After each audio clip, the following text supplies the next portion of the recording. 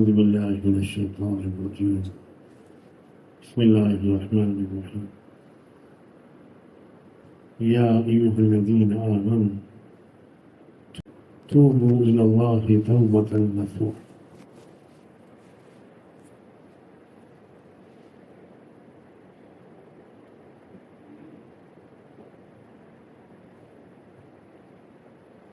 سبحان ربك رب العزة عما يصفون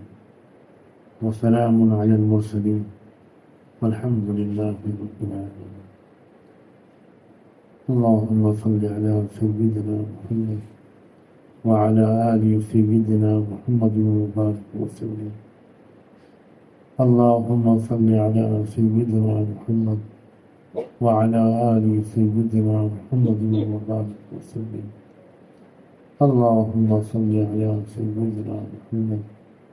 وعلى آل سيدنا محمد وبارك وسلم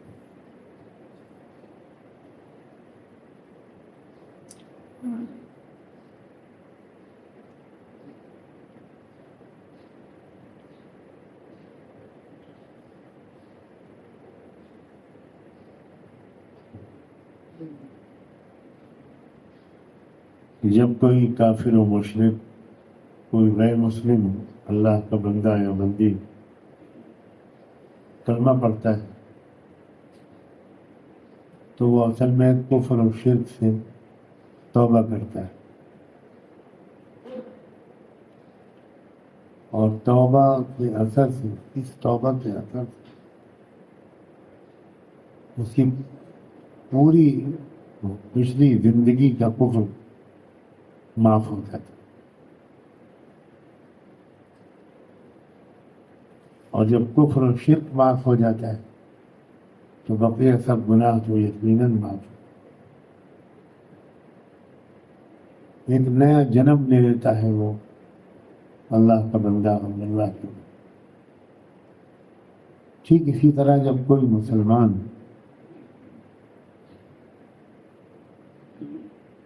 وہ بیعت ہوتا ہے تو اس کو یہ جاننا چاہیے کہ یہ بیعت دراصل ایک توبہ ہے، اور وہ غفلت اور گناہوں والی زندگی سے اب توبہ کرنا، پوری زندگی کو بدل ڈالنے کا اللہ سے وعدہ کرنا، ایک دو گناہوں کو چھوڑنا نہیں بلکہ پوری زندگی کی ترتیب کو بدلنے کا آج فیصلہ کر رہا ہے، اور اس میں اللہ سے وعدہ کر رہا ہے۔ بیعت اصل میں وعدہ کرنے کو کہتے ہیں، معاہدہ کرنے کو کہتے ہیں۔ اب چونکہ اس میں اللہ تو ہمیں نظر آتا نہیں، تو اللہ تعالیٰ نے یہ سلسلہ جاری کروایا کہ جب تک نبی و رسول آ رہے ہیں تو نبی و رسول کے پاس جا کر ان سے وعدہ کرو،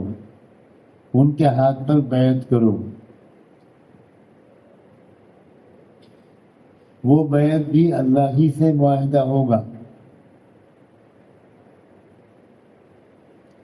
کاہے کا معاہدہ؟ وہ یہ کہ آپ غفلت والی زندگی چھوڑ کر یاد والی زندگی اپنائیں گے، جہالت والی زندگی چھوڑ کر علم والی زندگی اپنائیں گے، جھوٹ والی زندگی چھوڑ کر سچ والی زندگی اپنائیں گے، خود غرضیوں والی زندگی چھوڑ کر خدمت والی، خیر خواہی والی زندگی، دوسروں کے کام آنے والی زندگی اپنائیں گے۔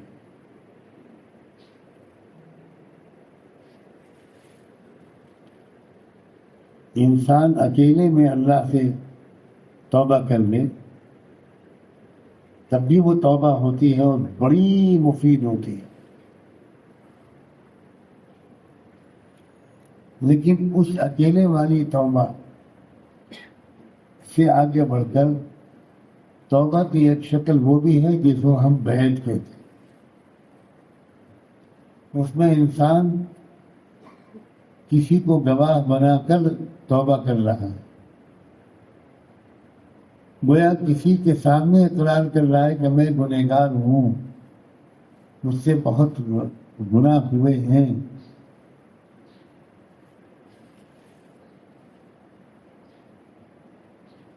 پھر وہ صرف کسی کو گواہ نہیں بنا رہا ہے، وہ چونکہ یہ بات سمجھ گیا ہے کہ بھائی اب کسی کی انگلی پکڑ کے ہی چل پاؤں گا میں، راستے میں ٹھوکریں بہت ہیں، شیطان کے داؤں پیچ بہت ہیں، نفس کے دھوکے بہت ہیں، اور میں نا تجربے کار آدمی ہوں، میں اپنے بلبوتے پر یہ راستہ طے نہیں کر پاؤں گا۔ جس راستے میں درندے، بھیڑیے، سانپ اور بچھو بہت ہوں، جس راستے میں پیچ و خم بہت ہوں، کوئی سمجھدار آدمی اکیلا وہ راستہ طے کرنا نہیں چاہتا، وہ کوئی گائیڈ ڈھونڈتا ہے، کوئی رہبر ڈھونڈتا ہے جو پہلے سے اس راستے سے، اس کے خطروں سے اور اس کے پیچ و خم سے بہت واقف ہو، اس کو وہ اپنا رہبر بناتا ہے تاکہ وہ اس کی رہبری میں آسانی کے ساتھ وہ پرخطر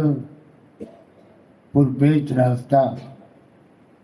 آسانی کے ساتھ طے کر سکے۔ بالکل یہی معاملہ ہے اس میں۔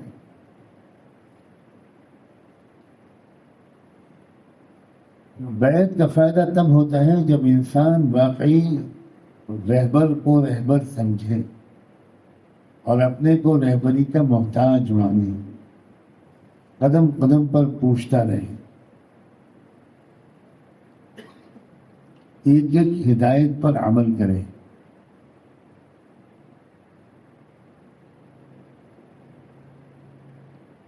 تو بالآخر انسان نفس اور شیطان سے یہ خطرناک جنگ جیت جاتا ہے۔ کوئی جنگ بھی بہادری کے بغیر نہیں جیتی جا سکتی، جائے کہ نفس اور شیطان کی لڑائی، یہ دنیا میں سب سے خطرناک دشمن سے لڑائی، اس میں بہت ہمت چاہیے، بہت ایمانداری چاہیے، مسلسل محنت چاہیے۔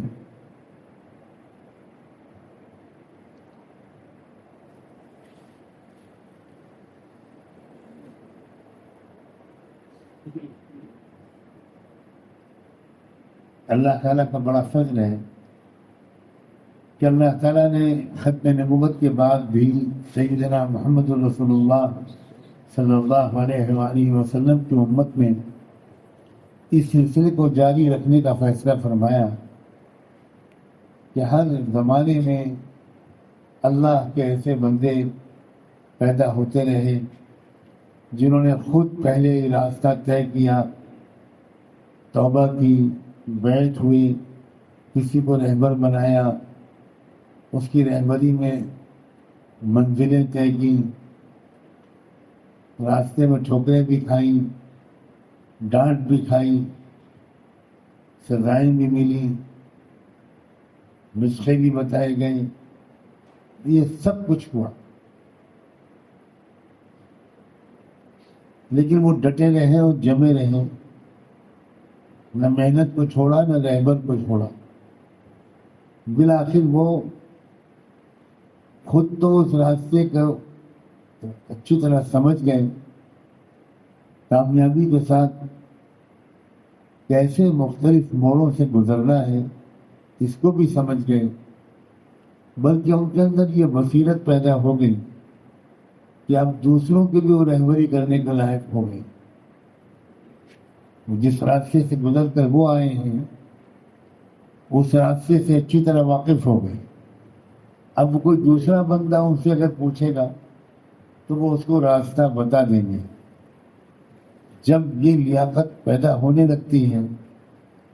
تو ہمارے بزرگوں کا ایک معمول ہے کہ پھر اس بندے کی بھی ڈیوٹی لگا دیتے ذمہ داری لگا دیتے ہیں کہ بھائی اب جس طرح ہم نے تمہاری رہبری کی اسی طرح تم